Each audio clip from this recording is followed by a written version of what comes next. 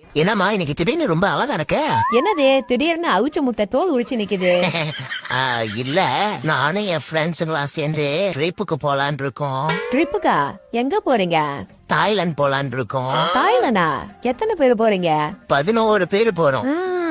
அதுல பொண்ணுங்க எத்தனை பேரு? 10 பேரு.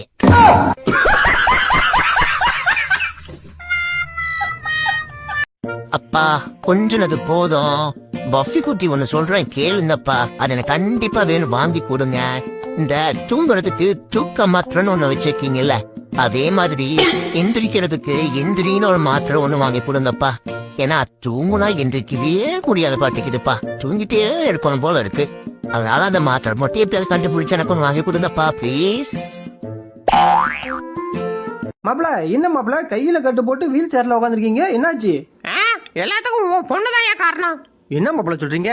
பின்ன என்னையா பொண்ணு வளர்த்து வச்சிருக்க? ஒரு பிரச்சனைனா வாயால பேசாம சோத்துக்கு சோறு தாவி வந்து அடிக்கிறா. மரியாதை ஆஸ்பத்திரி பில்ல கட்டிட்டு போறேன்.